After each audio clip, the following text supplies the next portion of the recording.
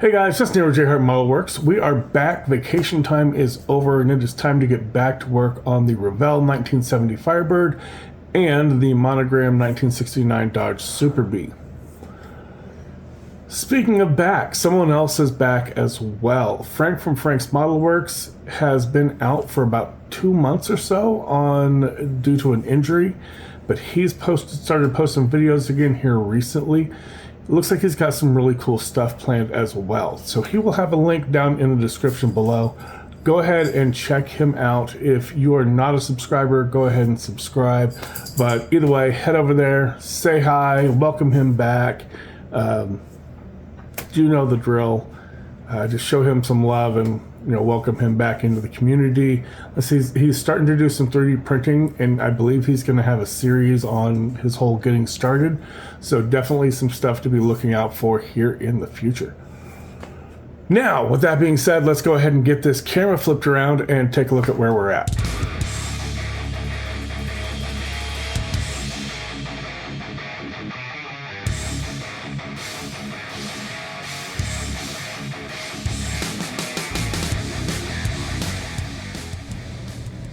Alright, Firebird progress. As you can see, we have quite a bit going on with the Firebird right now. Let's go and start with the body. We have started detail painting out our engine bay in here. We have both of the reservoirs done as well as our master cylinder in here. Not quite sure what I want to do with the battery. I'm not real happy with that, but I can't really cut it out, so we may just put some wire and some terminals in here at least to try and detail that up a little bit. Flipping it over, we have painted our interior section. That's Tamiya's Racing White. And I have 3D printed and added in a dome light in there. It's a little tall. Probably should have made it a little shorter, but that's okay. It serves the purpose.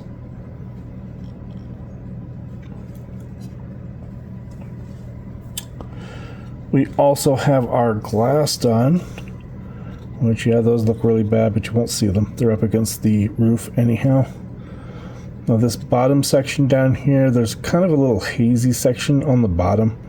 You really do have to mask that off and paint that. If you don't paint that, there is a gap between this section here and the dashboard, and you can see straight down into the guts of the car. But this is all ready. So when it's time, we'll just drop that in like that. There's a little locating knob in there. It just slides right up against it and drops down into place. We'll throw a little CA glue. We'll use some of the Bob Smith Super Gold Plus in there, and just a tiny bit in a couple of places down here just to kind of tack it into place. And that should be good. Our pulleys have come in from off the spruce. We've got those in there. I did kind of cut the front of, there's a little round bit that sticks out. The rest of this I actually tried to round off. I didn't cut this top part, but this is the power steering pump. So I cut that so that this pulley would sit back a little bit, so it would line back with the second pulley on the crankshaft. The alternator is also on that same part, and there's a little bracket for the alternator, which looks gorgeous. But I went and cut their alternator very carefully, cut their alternator out of the bracket, and I had an aluminum turned alternator from Mr. Model. Now it comes as the aluminum alternator. It's got some photo etch. There's the bracket part right there, and then there's the fins. They have their own brackets, but these are already in here, so why not use the kit's bracket? It's very rare kits have them, so I like to use it. And then the pulley is not, theirs comes with a pulley, but I didn't use it because it looked different from these. And I now have just a whole bunch of these pulley sets, so I just kind of mix and match them. I get a small, I got a medium, I've got the camshaft pulley, I've got the crankshaft pulley, and I just kind of find what works for what I need now and put them together. As for the belts, that's just electrical tape. I took a long piece of electrical tape, I laid it out very straight on my desk, took a metal ruler and just cut out a 1mm wide strip, and I wrapped it around the pulley set twice so that it would be nice and thick. Make sure it stays very tight while you're not like very tight, not tight enough to like pull things out of place, but nice and snug so that it doesn't have any gaps in there. If you do get some gaps, you just come in with a pair of tweezers and you just kind of squeeze them together. The tape will stick to itself and it'll tighten up, and it looks a lot better than some of the, I think this looks better than the hose that some of these pulley kits come with. We have also gone in and added in a 0.04 inch ProTech photo etch bolt head for our drain plug down here. Now the kit's engine comes with the indent for it, but there's no actual plug on it, so it's just the indent. So I went ahead and added one of these photo etch bolt heads in there. I love Charlie's stuff from ProTech. It's perfect for that sort of thing. Everything is wired up, everything is ready to go, and that's just ready to drop into our chassis. Now we're getting into the interior stuff. We have our dashboard in there. We use the gauges from Best Model Car Parts. I went in and I drilled out all the holes and lined those gauges up. I put a piece of sheet acetate back behind the back. That gives us that lens appearance, and then I glued all the little lenses to the back of that clear sheet. So when the light hits it just right, it looks like it's got, there you go. It looks like it has lenses over them.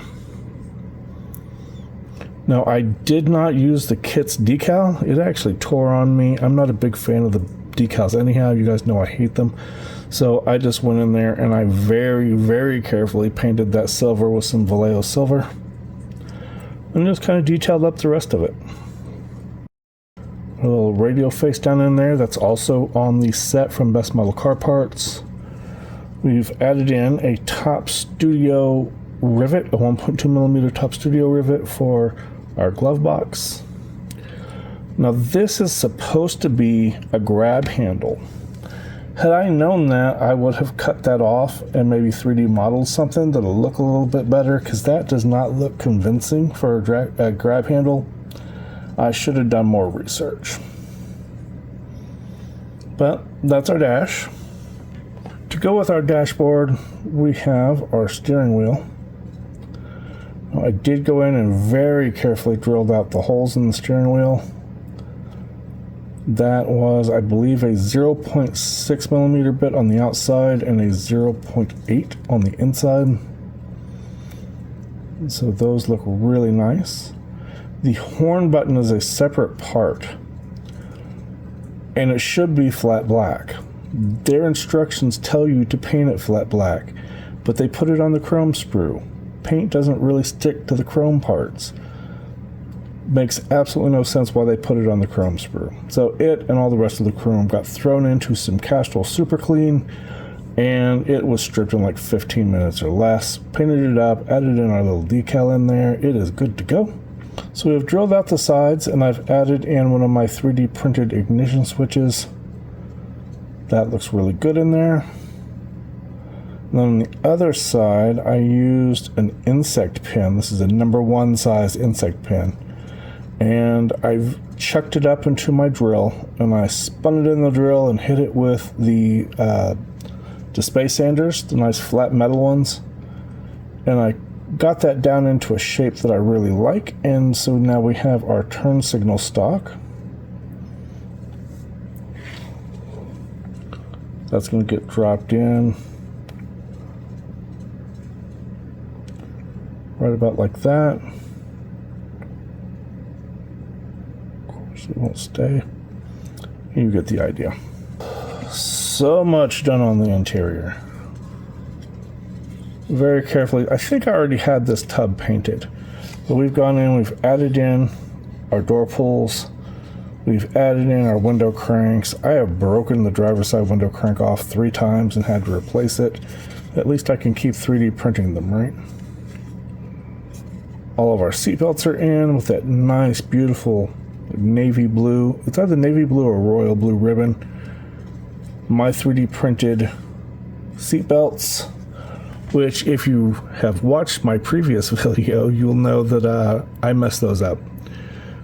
On the Cults 3D page, when I was packaging everything up, the file for the actual latch part, that silver part, the opening is too small for the ribbon to go through. So I had to go and fix it, and then I have since re-uploaded to Cults. So if you have gotten my seatbelt set from Cults 3D and you haven't watched my previous video or read the email that got sent out from Cults 3D when I updated it, I have updated and fixed these, so you want to go and re-download those. The only part that was affected was the silver latch part. The rest of this was all correct and fine. Now, as for the shifter, this is an automatic car. And they have a decal that covers this entire thing, and I didn't really want to use it because I've already done the bare metal foil. So I just went and cut the Prindle section out of it and applied that to my bare metal foil. And I think that looks really nice. For someone who absolutely hates decals, that turned out pretty well for me. And we have the gear shifters. This is their gear shifter.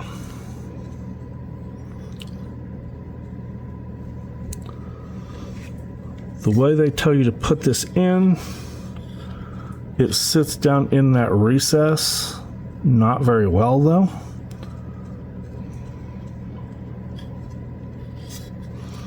And it sits about like that, which pretty much puts it somewhere between neutral and drive. Now, while I was prepping this and painting it and whatnot, I shot it off into outer space, only it came back. But I didn't see it for quite a while. So I thought I had completely lost it. So I went and 3D modeled and printed up my own, which looks like that. So I 3D modeled the top of the shifter. Then I 3D modeled the base with a nice little hole for it to go into. It sits up at an angle way up at the front. And the pin is just a metal pin off of a sewing pin. So that drops down into, as you can see, there's that little part that sticks up in the front. There's a hole that goes straight through there.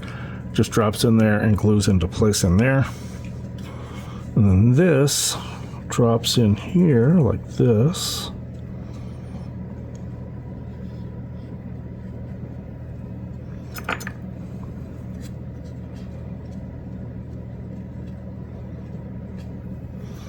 As you can see, mine sits all the way up into the front into the park position, which makes more sense because no one's in it. Having an empty car in drive doesn't really make a whole lot of sense, in my opinion. Now, if they wanted to put people in there that you could put in the seats, maybe I could see you putting it in drive, but not an empty car. So we're pretty much at the part right now. We're really close to being finished, to be honest with you. I'd say we're probably 75–80% done. I really need to sit down and sand and polish out these bodies, and I just don't want to do it. I hate sanding and polishing, to be honest with you. It is just so time consuming. The results are fantastic after it's done, but it's kind of nerve-wracking because you can sand through and mess up your paint job. It's pretty much the last real time to really mess up there, other than, getting some glue on the body. But that can be fixed. But sanding and polishing, it's a chore. But I really do need to set this down, because until I get the sanded and polishing done, I cannot get the glass in place yet. I can't get the interior tub in place yet.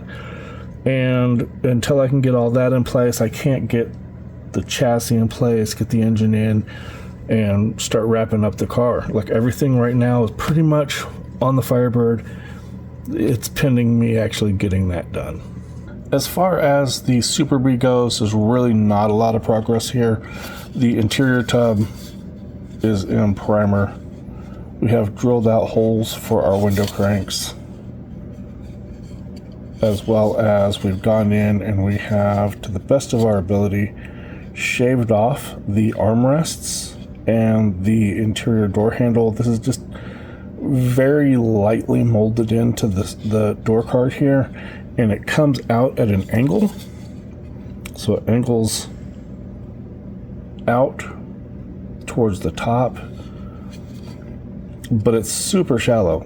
So when I put my window cranks in here, the window cranks are actually going to stick out further than the armrest. My plan is to actually replace these. I'm 3D modeling up. I'm actually printing right now the what should be the last set of prototypes for the fronts. I have the rears sorted out. If you look at the original door handles on the actual car, there's a silver trim ring in there. It's actually a base plate, and then the cushion sits on top. So I have base plates modeled in, and they've got a little locator in there.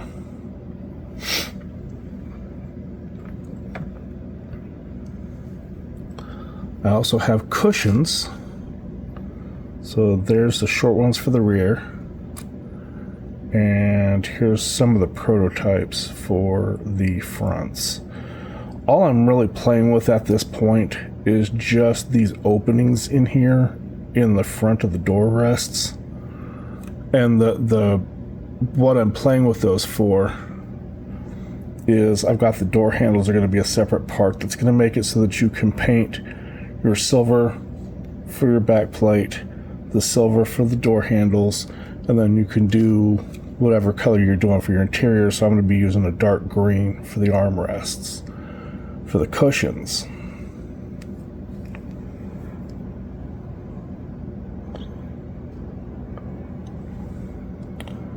and the cushions themselves have a little seat in them. It's like a little locating hole, and those are just going to sit right down on the base. I also have modeled it so that it's not just a rectangle, it actually has the curvature to it. It's wider at the top than it is at the bottom, so this should look more realistically like the actual door handles and armrests. But yeah, like I said, the last prototype should be on the printer right now, and I'm just trying to sort out because I've got this little locating nub in there. I'm trying to get that sorted out so that it will sit properly in the little recesses to locate them.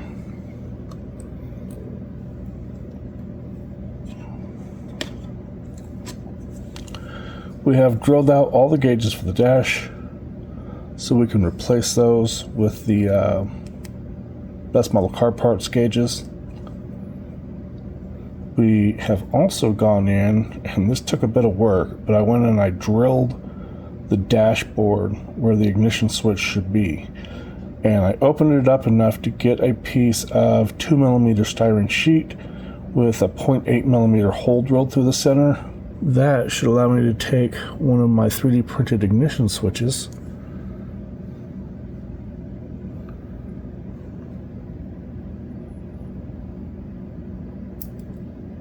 and shoot it off into outer space. But anyhow, I've test fitted it and it should work, but it'll look really nice when it's done.